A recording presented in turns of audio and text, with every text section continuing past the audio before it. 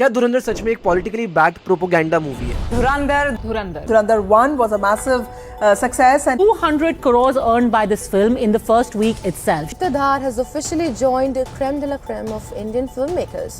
Great, amazing. There are so many unexpected twists going on. You never understand what is happening. तो movie देखने का entertainment के लिए, लेकिन ये 4 घंटों में कुछ ऐसा चीज चेंज हो गया, तुम्हारे अंदर साइलेंटली शिफ्ट हो गया और तुम्हें पता भी नहीं चला। और ये चीज मैं अपने मन से बता के नहीं बोल रहा हूँ, इसी चीज को हम लोग साइंस में कहते हैं नैरेटिव ट्रांसपोर्टेशन। जब तुम किसी स्टोरी में इतना घुस जाते हो कि तुम्हारा क्रिटिकल माइंड टेम्पररी बंद हो जाता है और उस मोमेंट में जो तुम्हारे सामने रखा जाता है तुम उस चीज को एज फैक्ट्स देखने लग जाते हो। तुम उस चीज को प्रोसेस नहीं करते हो कि ये फैक्ट है, कि ये रियलिटी है, तुम बस मान लेते हो। कल रात को 11 बजे मैं मूवी देखने गया, लगभग 3-4 बजे बाहर आया, और इसलिए नहीं गया था मूवी देखने की यार मैं आके कल उस पर वीडियो बनाऊंगा, बिल्कुल भी नहीं। मुझे जेन्युइनली पहला पार्ट इतना अच्छा लगा था कि जब टाइम मिला तो फाइनली धुरंधर 2 देखने गया और सब कुछ बहुत सॉलिड था। जिस तरीके से मूवी डायरेक्ट की गई थी, जिस तरीके से म्यूजिक को यूज किया गया था, और जो एक्टर्स थे उन्होंने भी बहुत ही क्रेजी एक्टिंग करी है। 4 घंटे की बड़ी मूवी होने के बाद भी मेरे को कभी थिएटर में ऐसा नहीं लगा कि यार मैं बोर हो रहा हूँ या कोई सीन बहुत ज्यादा लंबे टाइम तक एक्सटेंड हो रहा है, क्योंकि जो स्टोरी बिल्डिंग थी वो इसी तरीके से अच्छे से करी गई थी। लेकिन मूवी देखते हुए मैंने एक चीज ऑब्जर्व करी कि जो मेरे आसपास के लोग थे, दोस्त थे, ये हर कोई मूवी को सच मान रहा था, डिस्पाइट द डिस्क्लेमर कि यार हर चीज फ्रिक्शनल है, कुछ भी रियल स्टोरी पे बेस्ड नहीं है,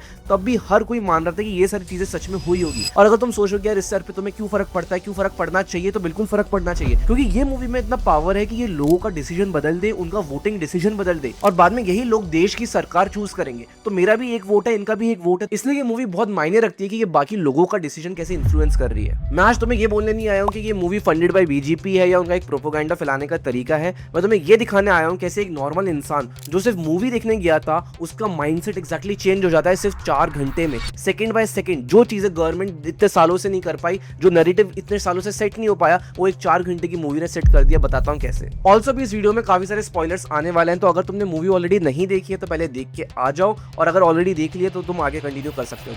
इस मूवी में सिर्फ एक चीज फ्रिक्शनल है और वो है Hamza, the hero, the central character. उसकी जो पूरी जर्नी है वो इन्वेंट करी गई है, जो उसकी पूरी स्टोरी टेलिंग है वो इन्वेंट करी गई है, लेकिन जो बाकी सब है वो सब कुछ रियल में एग्जिस्ट करता है, and everything is based on true events. ISI एक रियल ऑर्गेनाइजेशन है, दाऊद इब्राहिम एक रियल पर्सन है, उरी अटैक एक रियल इवेंट है जो सितंबर 2016 में हुआ था, डीमोनेटाइजेशन एक रियल इवेंट है, नवंबर 2016 की जो न्यूज क्लिप्स यूज करी गई है वो सब रियल है, हर चीज रियल डेट्स है, रियल लोकेशंस है, तो हर चीज फ्रिक्शन नहीं है इस मूवी में। सो बेसिकली हमजा फ्रिक्शन है, लेकिन उसकी जो भी सराउंडिंग है, जो भी उसका एनवायरमेंट है, वो सब फैक्ट है। तुम सब लोगों को पता है कैसे 2008 में मुंबई में एक बहुत ही डेडली बॉम्ब ब्लास्ट अटैक हुआ था, जिसमें बहुत सारे लोग, इनोसेंट लोग मारे गए थे। ये सारी इन्फॉर्मेशन तुम्हें पता है, लेकिन जो चीज तुम्हें नहीं पता है वो ये है कि ये सारा जो भी टेररिस्ट को वेपन्स सप्लाई करे गए थे, उनको जो ग्रेनेड्स प्रोवाइड करे गए थे, ये जो पूरा सिक्योरिटी बाईपास हुआ था, इसके पीछे था एक आईएएस ऑफिसर जिसका नाम था किरण रूबा। और ये चीज तुम सोच रहे होगे तुम्हें न्यूज में नहीं पड़ी, क्यों नहीं पड़ी? क्योंकि ये चीज असली में एग्जिस्ट करती ही नहीं है। लेकिन अभी से 5 सेकंड पहले जब मैंने तुम्हें एक पर्टिकुलर फैक्ट बताया,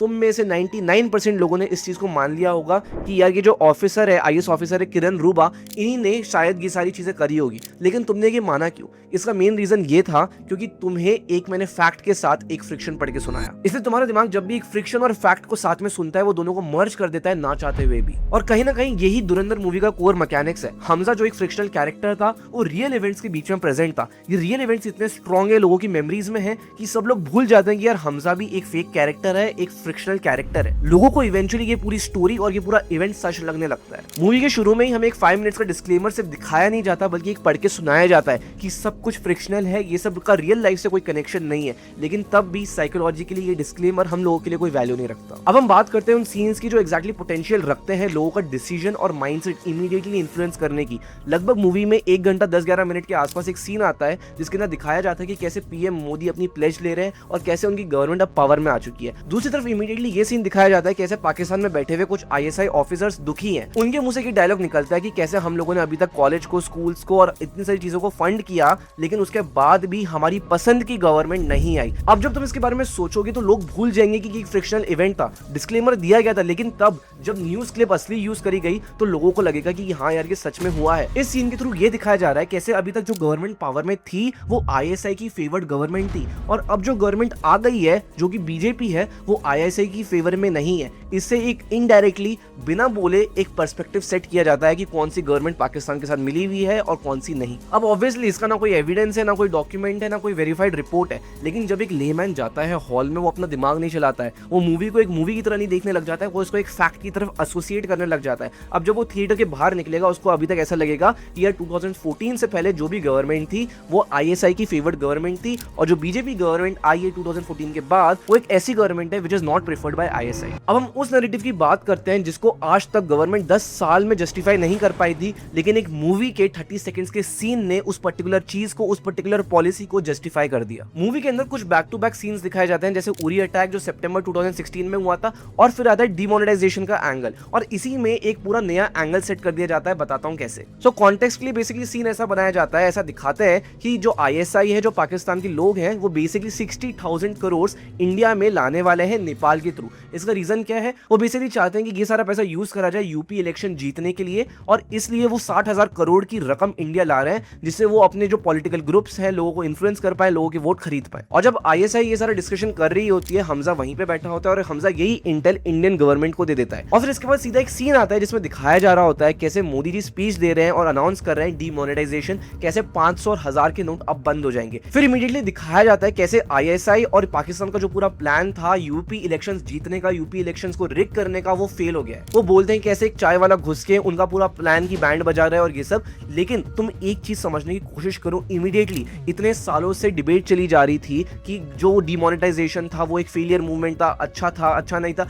हर दोनों तरफ के लोग थे, जो कुछ लोग इसको सपोर्ट करते थे, कुछ लोग बोलते थे जो इससे कुछ फायदा नहीं हुआ, उल्टा नुकसान ही हो गया। लेकिन इस मूवी के एक 30 सेकंड्स के सीन में ये एंगल दिखा दिया गया कि लोगों के दिमाग में ये चीज बिठा दी गई कि जो डिमोनेटाइजेशन हुआ था वो पाकिस्तान की फंडिंग रोकने के लिए हुआ था। वो सारा ये जो पैसा 60,000 करोड़ रुपए आ रहा था इंडिया में, इसको रोकने के लिए हुआ था। अब जितने भी लेमैन लोग जो इस चीज को क्रिटिसाइज करते थे वो सोच रहे होंगे यार जो मोदी जी है उन्होंने तो बहुत ही बड़ा मूव किया, उन्होंने तो हमारी गवर्नमेंट को बचा लिया, उन्होंने ऐसा ही कुछ होने वाला होगा इसलिए डिमोनेटाइजेशन प्लान लाया। लेकिन असली में इसका कुछ डेटा नहीं है, एंड ऑब्वियसली ये पूरी चीज एक फ्रिक्शनल मूवी है। लेकिन एक आम आदमी का दिमाग इतना नहीं सोचता है, और वहीं पे दिक्कत है। अगर मैं तुम्हें आरबीआई के डेटा के हिसाब से बताऊं तो 15.41 लाख करोड़ के नोट्स इंडिया में हुआ करते थे, एंड आफ्टर डिमोनेटाइजेशन 99.3% यानी कि 15.31 लाख करोड़ नोट वापस बैंक में आ गए। मतलब जो गवर्नमेंट ने टारगेट बनाया था कि यार हम 3-4 लाख करोड़ का परमानेंट ब्लैक फंड गायब कर देंगे, उसमें से कुछ भी काम नहीं हो पाया। और इसी मामले में इसी वजह से लोग डिमोनेटाइजेशन को क्रिटिसाइज करते हैं, बोलते हैं कि जो ब्लैक मनी हटाने का प्लान था उतना तो कभी हो ही नहीं पाया। लेकिन इस मूवी के सीन के बाद लोगों के दिमाग में कहीं ना कहीं ये चीज बैठ गई कि यार ये जो डिमोनेटाइजेशन हुआ था ये बचाने के लिए हुआ था, यूपी इलेक्शन बचाने के लिए हुआ था, नेपाल से जो फेक करेंसी आने वाली थी इंडिया में उससे बचाने के लिए हुआ था। लेकिन एक बार प्रैक्टिकली सोचो, अगर मैं तुम्हें बताऊं 60,000 करोड़ अगर मैं तुम्हें परसेंटेज में निकालूं तो ये लगभग 3 से 4% होता है of the total currency in India. अब आई नो कि 60,000 करोड़ बहुत ही बड़ा अमाउंट है, तो उसको रोकने के लिए अगर हम एक बार प्रैक्टिकली सोचते हैं क्या ये चीज सच में एक सही अप्रोच होती? अगर कल को एक और सिनेरियो आता है जहां पे दूसरी कंट्री वापस इंडिया में फेक करेंसी ला रही है नेपाल के थ्रू, तुम खुद सोचो क्या चीज ज्यादा लॉजिकल सॉल्यूशन है? अगर हम पूरी कंट्री के नोट्स बदल दे वापस, वो ज्यादा सॉल्यूशन है, या इसके अच्छा सॉल्यूशन ये है कि कैसे हम लोग ऐसे प्रोटोकॉल सेट करें जिसकी वजह से नेपाल में जो फेक नोट्स हैं वो इंडिया में कभी एंटर ही नहीं हो पाए? तुम्हें खुद को एक लॉजिकल आंसर मिल गया होगा कि कैसे अगर हमें पता है कि नेपाल से फेक करेंसी आ रही है तो हमारा गोल ये होना चाहिए कैसे हम नोट्स को इंडिया में आने से रोके, सर्कुलेशन आने से रोके, ना कि पूरे देश की करेंसी ही बदल दे। देखो मैं बीजेपी का दुश्मन नहीं हूँ, कांग्रेस का दोस्त नहीं हूँ। डिमोनेटाइजेशन के बारे में मेरे खुद के कुछ व्यूज है जो हम किसी और वीडियोस में बात करेंगे, लेकिन एक नॉर्मल आदमी जो मूवी देखता है वो बाहर क्या सोच के निकलता है? वो 4 घंटे में ये एब्जॉर्व करके निकलता है कि जो डिमोनेटाइजेशन हुआ था वो इंडिया की गवर्नमेंट की एक पॉलिसी थी, एक मूव था पाकिस्तान के फेक नोट से बचने के लिए।